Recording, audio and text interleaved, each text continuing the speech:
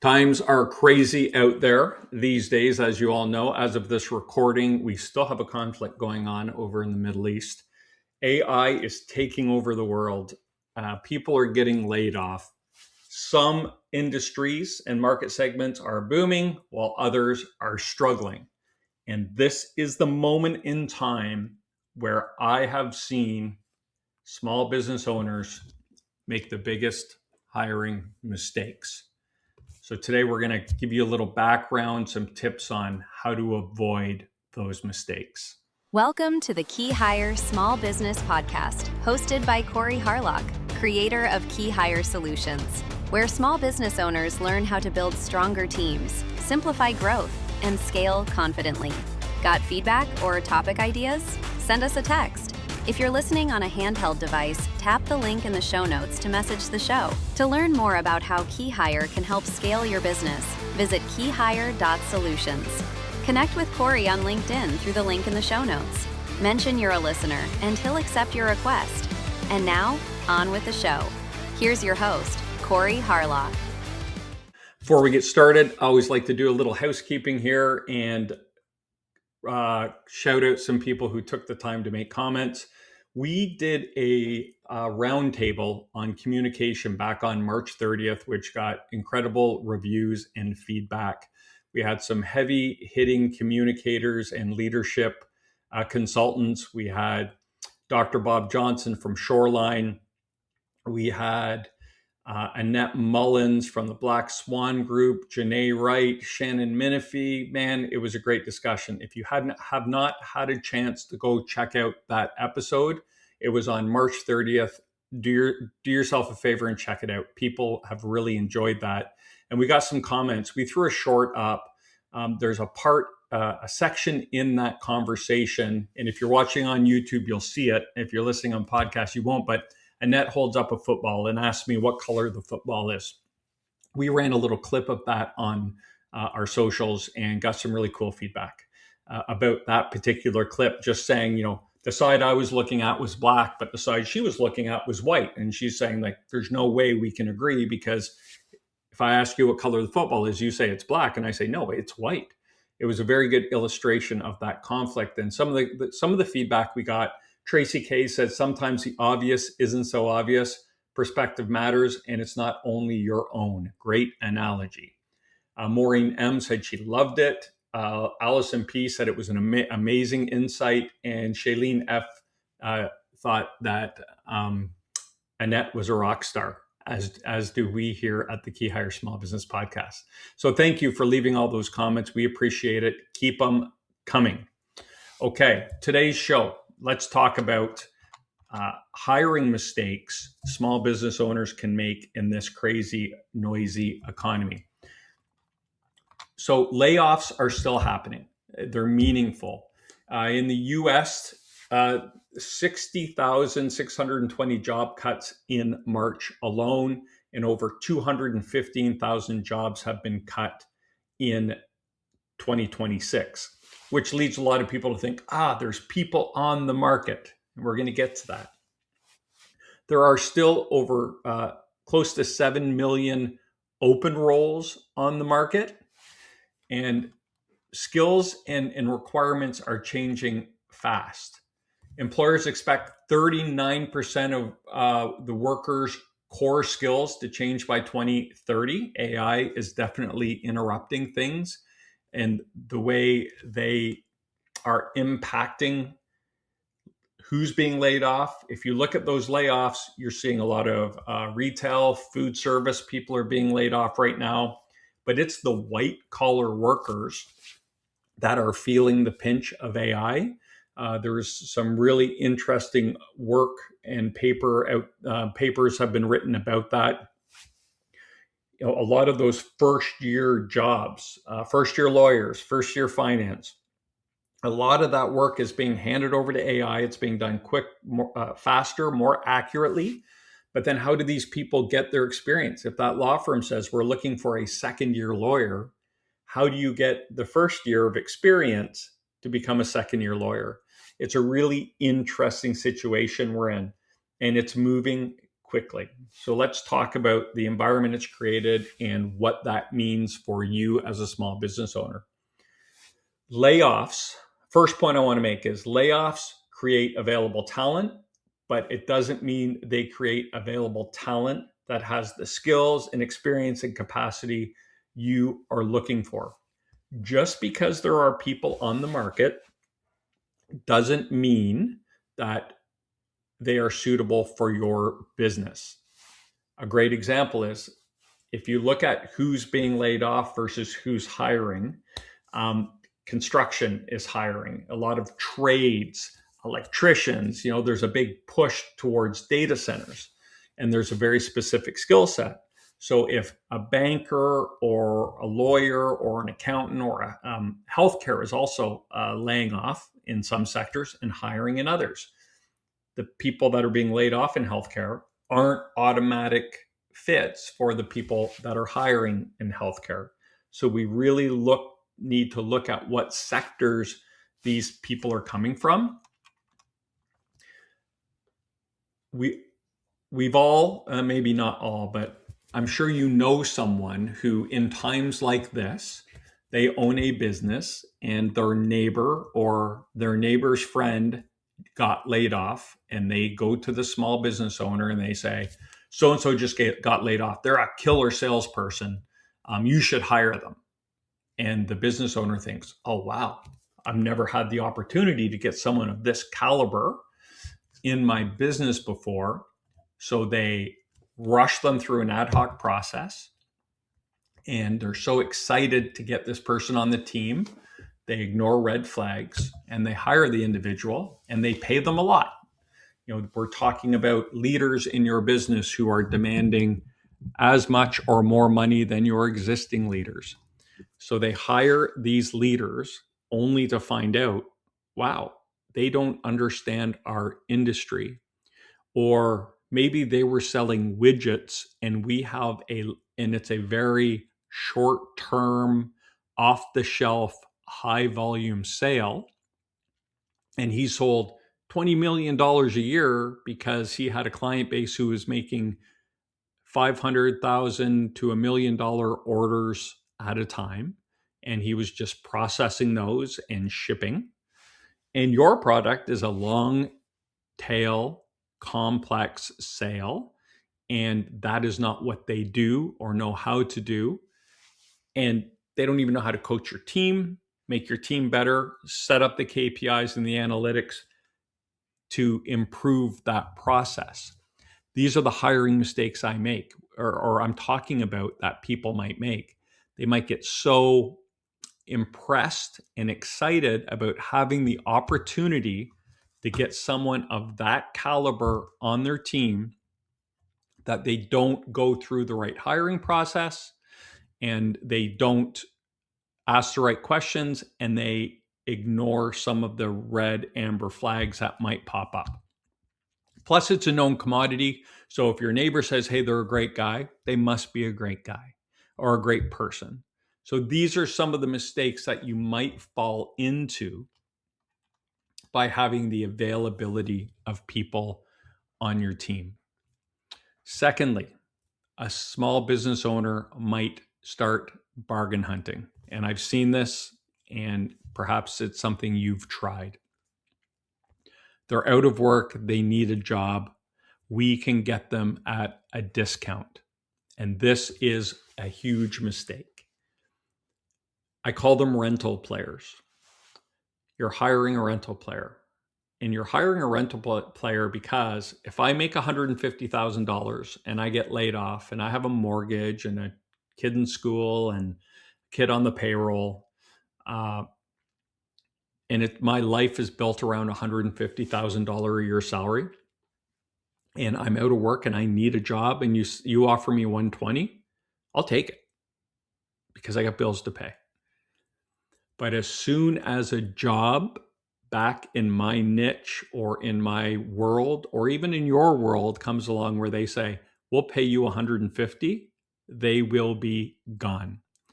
And the market will turn around We don't know what it's going to look like. It's going to be different, and it's going to continue to change here, but it will change, and they might get the call.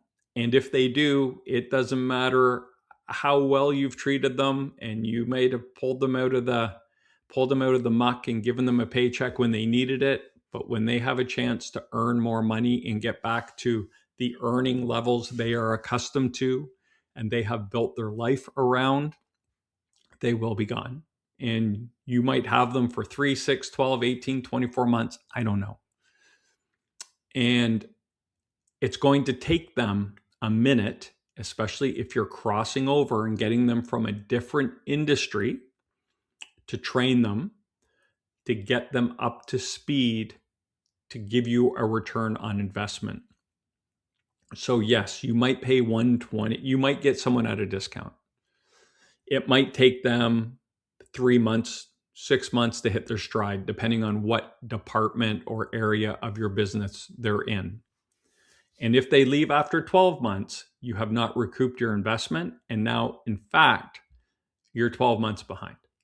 And what you may have done is convinced yourself that you only need to pay $120 for that role. So when the next person comes and says, I need $140, you might say, well, I paid my last guy $120. That seems really high. And you're giving yourself a false ceiling or a false floor in terms of your incentive package.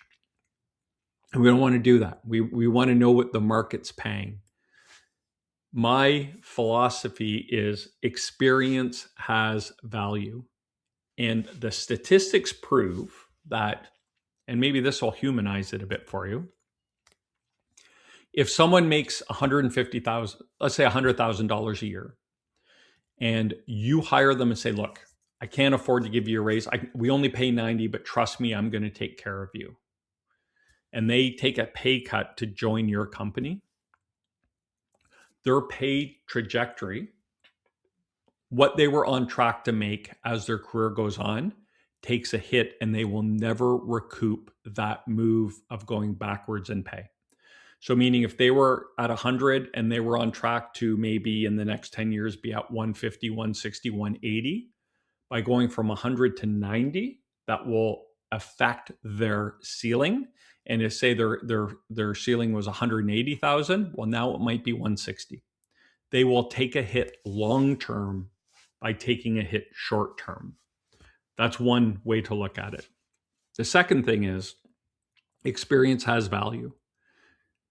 Pay what they are worth. It builds goodwill.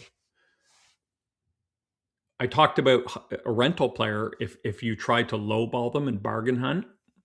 But if you say, hey, I know you're not working right now and I know you need a job, but I value your experience and I think you're going to be amazing for my team and I want to pay you what you're worth. So you were at 150 when you were laid off. I'm going to pay you 150. That builds incredibly goodwill. And people stay for leadership and people leave because of leadership. Now, when that phone call comes 12 months from now and they say, hey, you want your old job back? Or a competitor from their old company says, we're hiring, why don't you come join our team? We'll give you 150. I already make 150. We'll give you 160. 10 grand's not worth it. This business owner showed me such grace and compassion and paid me what I was worth when he didn't have to. I'm going to stick it out and I'm staying with them because they've earned my trust and they've earned my loyalty by that gesture of goodwill. It's very powerful stuff. So that's the second mistake you might make while you're out there. The third thing is, if you're going to hire for transferable skills, and I've alluded to this throughout, the person you're hiring, if you're bringing them in from another industry, we talked about the people that are laying off aren't the people that are hiring. And so we have this really interesting kind of gap happening right now where the people that are looking for work, there is no work, their industries are laying off and potentially won't rehire. Some of these tech companies might replace them with AI, we've talked about law, we've talked about finance, we've talked about a lot of industries where AI is coming in, inbound sales. There's all kinds of things that are happening, but those aren't the people that are hiring. So if I'm in the trades and there's a banker looking for a job, the transferable skills aren't there. But if you're looking for leadership, maybe operations leadership, maybe sales leadership, and someone's coming from a background where they have maybe some project management experience, but it's in a different field, or they're bringing some concrete skills in their area, be it sales or operation, and you think you can leverage those skills to help you build your company, to help you grow, but they just have to learn your industry. You can't hire them, throw them in there. So we bring them on board and we say, yeah, you just got to learn our industry. And then you pair them up with someone, don't follow up. And 3 months later, you think they don't know what they're doing. They're not getting it. That's throwing money away. If you are going to hire someone who doesn't have industry experience, but has overlying transferable skills that could be effective in what you do. So, for example, someone who is, I don't know, let's, for argument's sake, wealth management, and they're used to selling and being around, and that's a long tail trust building sale. And you are in manufacturing and your sale is a long tail trust building relationship sale. They have the acumen to do what you do. They have no idea what your product is. So you have to be able to train them. And if you don't have a training program in place, or you're not willing to create one, and you don't have the patience, because at this point you're hiring on potential, not experience. And I've talked about this before, the difference between hiring for potential and experience. Potential is cheaper. Potential is way cheaper than hiring someone with experience. But the ROI on potential is long tail. It takes 12, 18, 24 months to see a return on investment when you invest in potential. And the failure rate on potential is much higher because you have to have structured training, follow-up, development in place for the individual. I know there are business owners out there who took a flyer on someone at one point and they turned out to be one of their best employees. I know it happens. It happens 1 in 100. What I would challenge you to think about is, how many other flyers did you take that didn't work out or were complete disasters? And I would say that one great hire was 1 in 10, 1 in 15, 1 in 20. Those aren't great odds when we're hiring. We always want to maximize our potential of getting it right. And we want to be right 75, 80, 90% of the time, not 10, 8, 5% of the time. So if you're going to invest in potential, which is cheaper, or someone coming over and you put a program in place for them and say, I'm going to start, you used to make 100, I'm going to start you at 80. Once you get signed off after 3 months, I'm going to move you to 90. After another 3 months and you're out in the field and you have your own book of business, I'll move you to 100. That is a strategy, as long as those 30, 60, 90 days are clearly mapped out with objectives and someone is measuring those and training for those and signing off on those. If you're hiring for experience, that is more expensive, but the return on investment is almost immediate. Someone with experience in a leadership role who has the capacity and experience you're looking for in your business can come in and in week 1, they can make improvements that will improve the safety, the quality, the output of your business. They will be able to create process and procedure relatively quickly. They will be able to look and understand where the constraints are, the easy constraints, the big ones, the low-hanging fruit, so to speak, they'll be able to see that really quickly and know how to fix that really quickly because they have experience doing that. So that would be someone who is coming in with industry experience. This wouldn't be one of these people we're talking about, but when you're hiring on experience and paying top dollar, you would expect a quick return on ROI. I thought it was an important distinction because what we're talking about here is if you're going to bring someone in from another industry, another market segment, you're going to need to be able to train them. So those are the mistakes you can make, the three big ones. Let's talk about what we can do to prevent those mistakes. So first thing we can do is have, if we want to make the right hire and not get caught up in the referral or the individual, the impressive person. I've had business owners say, I talked to this person and they were just so impressive. That's the kind of person we need in our business. And they're right. These are polished, successful, professional individuals. But the question is, do they have what you need, or do they have those overarching skills, and can we train them on what they're missing? So we need to make sure we're running a consistent hiring process always for everyone. Whether it's a C-level person, a director, a manager, or your person who's checking in and running a machine or answering phones, we need to have the right hiring process and a consistent hiring process in place, so we can make sure the same people are talking to them, everyone's going through the same person, our debriefs are the same, we're comparing the right information and making the decision. Now, I'm not saying you shouldn't hire them. As a team or your hiring group might decide there's enough here that we think they could have impact in the business, and that short-term pain, they're going to bring something that's going to help us immediately, and there's going to be a little pain that we're going to have to deal with, and that's worth the investment. So that would, check off problem number one. Hey, we have available people. Look at these people. They're referred, they're polished, they're professional, they're impressive. I would love to have someone like this in my business. That's a mistake I've actually heard my clients talk about a lot. When we finally get to them, they may have hired one of these big ticket people in the past. And when I talk to them about bringing in a professional, they often say, yeah, we tried that before, it didn't work.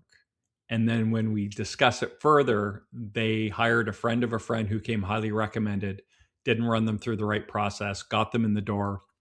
6 months later, they kind of thought to themselves, wow, I'm paying this person as much or more than my best people, and I really don't know what they're doing or what's happening, or they really don't seem to understand the business, or they're not fitting in. So step number one, let's run everyone through the right process. Step number two, offer and negotiation. Let's not bargain hunt. If someone is exciting to you and you think they can bring value to your business, do not undercut them. Do not bargain hunt. Do not hire a rental player. Of course, if they have nothing else on the table and they have bills to pay, they'll take your offer, but they'll have no loyalty. And so we want to build loyalty. And I referred to it a little earlier. It's okay to put a 90, 180 day plan together. And if they were looking to make 100 and they're not totally up to speed, maybe you can parse that out and in blocks put KPIs in place. And as they're met, there's a wage increase or a pay increase associated with each 90 days or 60 days worth of work that would get them to that point. But at least when you do that, they're taking a pay cut in the beginning. They can still say, I was offered 100, so you're not pulling them back and hurting them long term. But you're also getting them to prove to you they're willing to go out and attain that knowledge and gain the experience so what you're paying them is fair value. I'm not advocating that you pay them what they used to get and don't expect the same results. That's not good business either. But we want to make sure it's a fair and equitable deal for both sides. So maybe you start them a little lower at 60 days. We have a sign off. Yep, you met all your KPIs. Here's your increase. Next 60 days, met all your KPIs. Here's your increase. Great. Now you're up. You're running.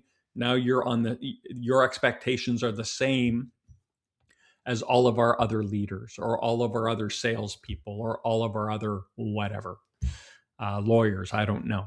But that might be a way to do it. Now, lawyers was a bad one. You can't really hire someone and train them to be a lawyer. They need education. That was my bad, stupid example. But I hope you understand the gist. And then the third part is we talked about, we might go bargain hunting and then we bring someone in and we throw them into the muck because we think they have these great transferable skills and then they become that person. I don't know what they're doing. I don't think they understand our business. I'm paying them a ton of money. My neighbor recommended them. I'm paying them a ton of money. And what are they even doing here? What job are they doing? Do they even understand our industry? Make sure as a spinoff, those KPIs are training or have them have a buddy or as a business owner, have a weekly check-in. Have lots of things in place to protect your investment so it doesn't go off the rails. And so you do build that loyalty. If you put them through the right hiring process, you pay them what their experience is worth, and then you nurture that through a great training and follow-up KPIs so they can see their momentum and they understand you see it. You're going to build a ton of loyalty and you're going to have someone who's going to stick with you even if their old employer or their old competition calls them and offers them more than what they're making. It's a great way to kind of insulate yourself. As I used to say, it's not if people are calling your best employees, it's how many people are calling your best employees. If you're wondering if your best employees are getting calls, they are. 100% they are. And what you can do as a small business owner, now that you know that, because it's not an if, it's a definite for sure. The good news is they're saying no. If they're still with you, they're saying no to these calls. Your job is to keep giving them reasons to say no. And we did an episode way back. Matt, if you can fly back and get me the episode number or the date to how to rehire your best employees, because that was when the economy was booming and people were leaving. And we did a whole episode on how to rehire your best employees. And it really just involves checking in with them and saying, I know you're getting calls. What's keeping you here? And what are the things that are on your mind that we need to talk about and fix? So we'll see if Matt can fire off that episode. I think it was in 2025, but there's an oldie but a goodie. So there are some tips and tricks. So having said that, we just ran a webinar 2 weeks ago, and we had really good response to it. And it was hiring in a crazy economy or a chaotic environment. And it addressed exactly this stuff. And that's why I thought I wanted to do this episode today, because there was such a good response to it. But in that webinar, we walked everyone through exactly the mistakes you're making, how to create your avatar and scorecard for hiring. So how to make sure you're hiring the right person for the right role. And we walk you through that. And then we actually walk you through how to create the right hiring and interviewing process as well. This is a 45-minute interview and 45-minute webinar. And we've already recorded it and we're going to make it available to you. So we're going to put a link down in the show notes. If you click that link, it'll take you to a page. You're going to have to leave your name and email to get access to it, but it's well worth it. It will walk you through and give you a lot of information. If any of this is resonating with you and you're thinking, Corey, yeah, I know I've made those mistakes. I don't want to make them again. if you hire someone and pay them 120K a year and terminate them 6 months later, you're out way more than $60,000. You're out so much opportunity cost. Now you have to rehire, so you're out the money it costs you to hire the individual. Now you have to rehire, and that's a lot of money. You have lost time, lost momentum, especially what's going on in the world now. It could be that person you thought was going to get you over that break-even point in your business, and now you really feel like you're sinking. Or it could be there's so much opportunity out there, and our competition is really capitalizing on that, and we miss 6 months worth of opportunity where our competition was nailing it, taking advantage of all of it. So click that link below and check out the webinar. I think it's a really good use of your time. We'll send it to you once you fill out all that information. Also, don't forget to subscribe to the podcast or YouTube station, whatever you're listening on. We do this show for small business owners, and we fund the show, and all we ask in return is please just hit the follow or the subscribe button to help us get that algorithm on whatever platform you are, Apple, Spotify, YouTube. Help us get a little momentum, get recommended and suggested to some other people so we can help some other small business owners. If you could do that, it would be a big favor to us, and we'd really appreciate it. Well, that's all we have for today. So until next time, my name's Corey Harlock. I've been your host. Stop grinding, start growing.